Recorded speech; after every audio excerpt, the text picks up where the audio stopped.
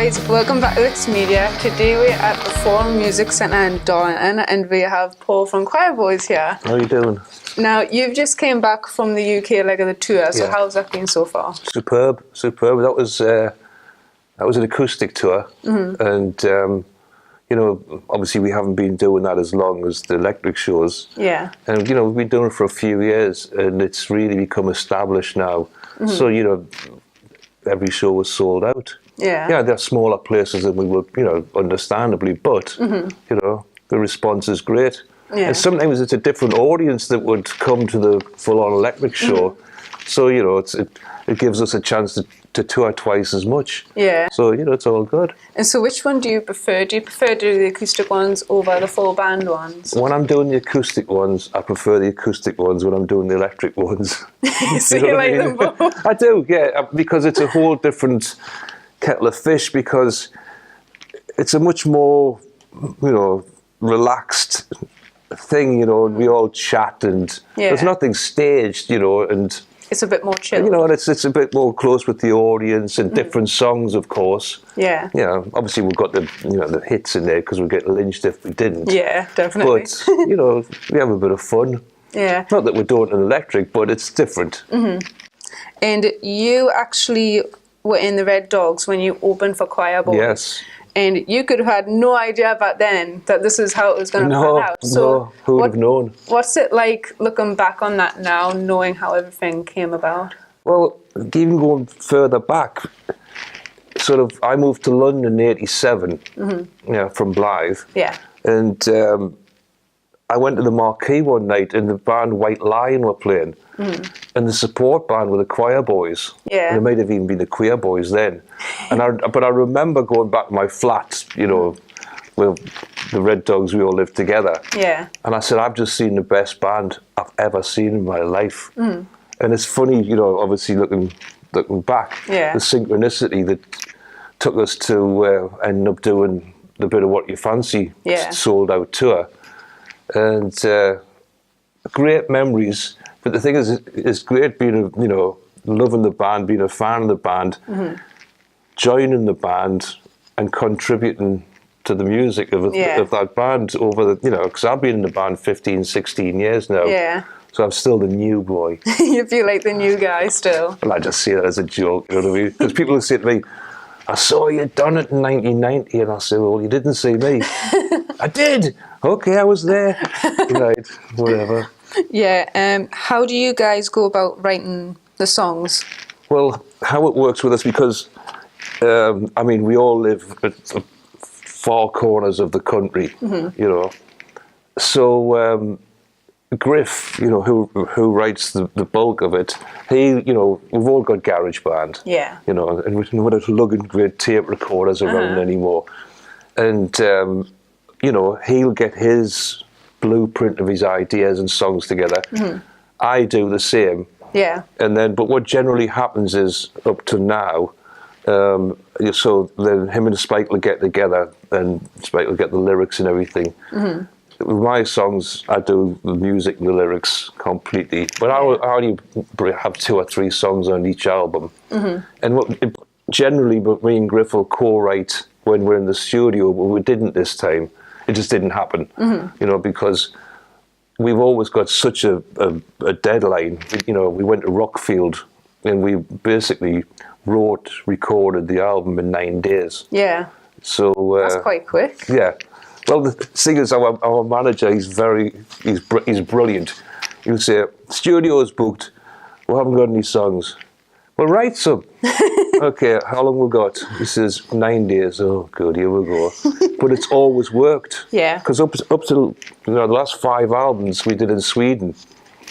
So we had even less time to do them out there because, you know, there's travel days as well. But, yeah, you know, with the new album, I love it. Sounding great. It's getting mixed right now.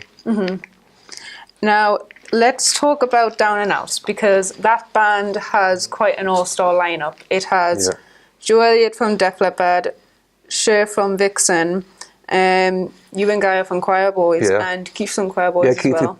Yeah, Keith, keyboard player, he's in the band as well. And Phil is from We Red Sons. Yes. Yeah, and so how did How did that band all come together? Well, what happened was Joe, you know, he's adored Mott the Hoople since since he's a child, and me too as well. Yeah. And Mott the Hoople in 2009 were doing a reunion, doing like 5 nights at Hammersmith Odeon, and he wanted to put a band together just to open up on one of the nights, you know, just to like a ticket box, fulfill a dream, etc. Right. Now, I'd had a little bit of contact with Joe because I was playing with Ricky Warwick in his solo band, you know, prior to that. I was in the Quireboys, but, you know, I just jumped ship to do that for a bit. And Joe in Dublin got up and sang with us. So that was our first contact. That's how you guys met. Yeah, you know, I actually met him once before, but that's a long story. You know, when they were supporting AC/DC at the Mayfair, Newcastle, like 79 or something, and the building went on fire. Really? Yeah. Oh, man. And we were outside, I was chatting with him. So it was funny when we got to know each other. I said, I do know you from before. I says, I was in the car park when it was on fire. Yeah, joking. But anyway, getting back to this. So he contacted a guy called Mick Brown, who was our record label boss at the time, got my number and phoned me. And I was in Primark on Bond Street in London. Hey, bud, it's Joe Elliot. How you doing? I'm just buying socks. And he says, look, I want to put a band together to do this show, you know. So, you know, I'm phoning you. And I says, well, you don't need to put a band together. I've got one. You know what I mean? It's, you know, the Quireboys, and it's the perfect thing of people who understand the music you want to do. Yeah. So that's how it came about. There was no plans to go any further than that, you know, that show at the Hammersmith Odeon. Yeah. And then, you know, it went so well. He says, well, why don't we make an album? Well, yeah, all right then. Yeah. So, but the first 2 albums were like obscure Mott the Hoople and British Lions songs that he thought hadn't got the recognition That they deserved. deserved. So, you know, he wanted to dust them off, get the cobwebs off, and let people hear them. So that's what we did. Yeah. You know, and that all went very well. And then we did the Paul Rodgers support, you know, playing the arenas, and, you know, did our own tours. But it's crazy to think, I mean, this is 10 years we've been going now. Yeah. And we've just recorded a new Down and Out album, but it's all original material. So, you know. That's awesome. Yeah, I'm really pleased with it.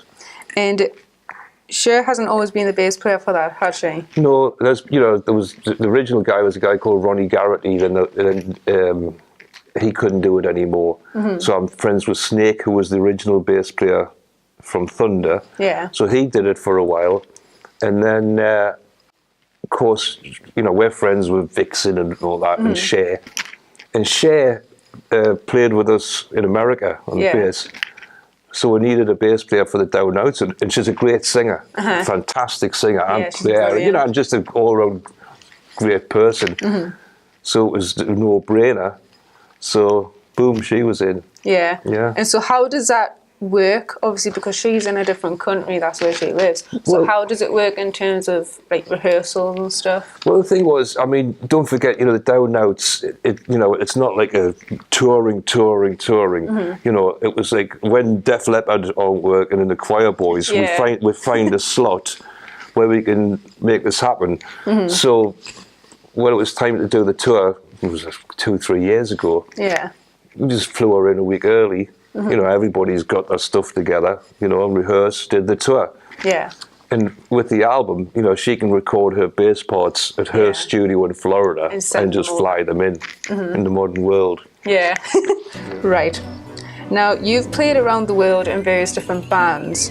And so what is the strangest gig you've ever played? Strangest? Well, there's a few. I mean, obviously, you've hit me with this here. I remember playing this club in Geneva, and no one had explained what the club actually was. And there was cages, like, you know, imagine if you had like a huge budgie. Yeah. And all this, like in this backstage area, and there was these rubber gloves lying around and all this weird, and, you know, of course, you know, us northern naive chaps thinking, the hell is this? Is it like, you know, an Avery? No, it was a sex club. Right. Is that where you guys were playing? Yeah, of course, you know, it all started making sense, all this paraphernalia, and like, don't touch that, you know. And like, there's shows we've done, like, you know, in Scandinavia, Norway, where they get so drunk. We've actually had security men standing, you know, between us on the stage to keep them. You know, it's like the zombie movies, you know, because I mean, wild out their minds, you know. But you know, you're trying to do your show and you're stood next to some bloke. So those two come to mind. Yeah. Obviously, after the interview, I could tell you a billion, but I can't think right now. What is your favourite festival that you've ever played? Favourite, I would say Sweden Rock. You know, it's. Because they've got a cap of about 40,000 people. So it's not, you know, and everybody wants to play to 100,000 people. Yeah. But you want those 100,000 people to be happy. You know, not being able to pay and food and drink and all that, you see. And it's just, it reminds me of going to the Reading Festival in the 70s. Yeah. It's just got the same vibe. The way the stages are set, everything, you know, it suits me fine. But, you know, not putting anything on the other festivals. It's just, that one appeals to me. Yeah. You know. And so what is the first festival that you ever played? The first one, obviously, you know, when I was 15, you played in the Market Square and all that. Yeah. But the first biggie I played was in, I would say, 93 or something, playing with Michael Schenker in the La Samala Festival in San Antonio, Texas. Yeah. And the funny thing was, because it's a long story how I ended up playing with him, I remember there was about 60,000 there. And I remember at school, I was thinking, Michael Schenker trying to work out these licks and all that. And I remember looking across the stage and I remember thinking, what am I doing here? A bit soon. How did this actually come about? But I'm here. Yeah. So what is your favourite solo to play live? Live? One that I really like doing, it's a solo on a song called Mona Lisa Smiled.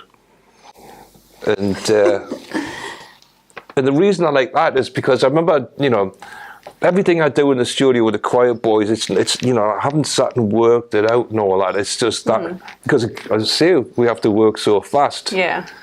And because I love Scott Gorham, love him and he's played. So I thought, oh, this could, you know, have a bit of that in. So that's kind of what was in my mind when I did it. Yeah. And it just came out well.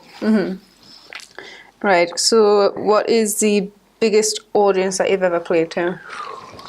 Well, I mean, well over 100,000, you know, the Gods of Metal. And I was in another band, me and Keith were in. We did it, we opened up for Metallic, and I think there was like 170,000 there or something.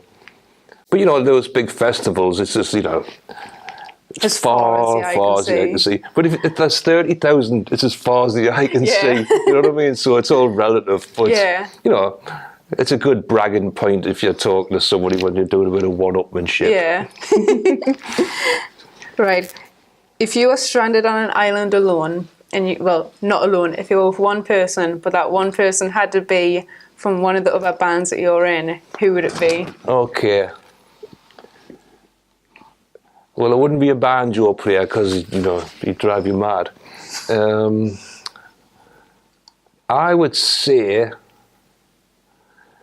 probably Griff, because he's a great cook. And he likes fishing. Yeah. Yeah. So he'd be able to hunt and cook for you. Yeah. Well, you know, on your palm tree. What is your favourite country to play in? Well, you know, I don't want to cheese off all the other countries in the world. I'm sure they won't mind. I know, but I do like playing in America. Yeah. Because, you know, when you're growing up and, you know, you're 12 and you're just getting into playing the guitar and you're, you know, obviously back then we didn't have the info we have now that we can see everything.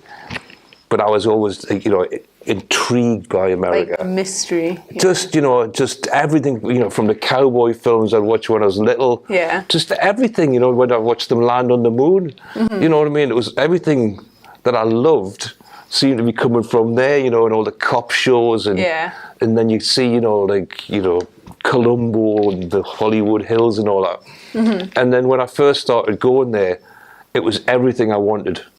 Everything I liked, you know, and like, you go to New York and it was fascinating. I'm fascinated by everything, you know what I mean? People are just bumming along while I'm looking at the fire hydrant. And you go to California, it's a completely different place, but equally, you know, and I love history as well, especially music history. Yeah. So, you know, if you're in Los Angeles, you're in San Francisco, or if you're in Texas, you know, the blues, the country, Nashville.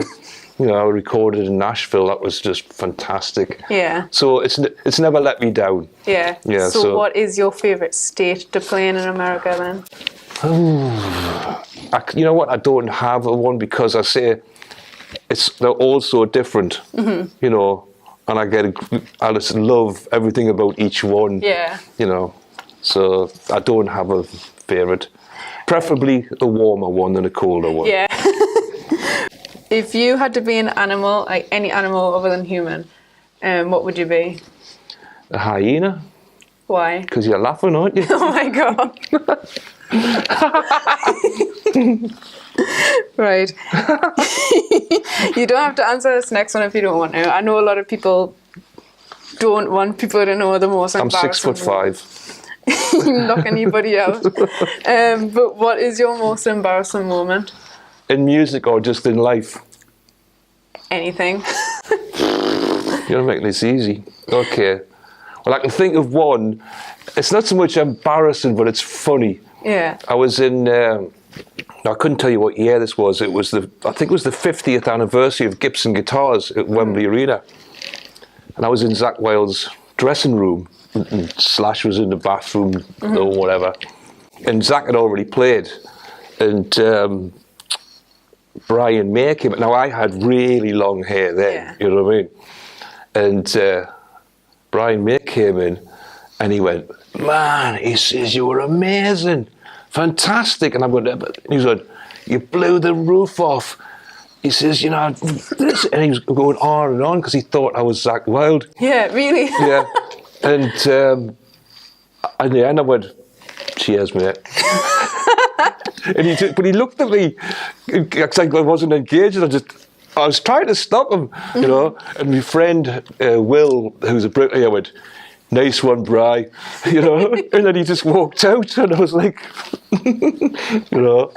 Yeah. But I'm not knocking Brian May. He's a smashing fella and a genius.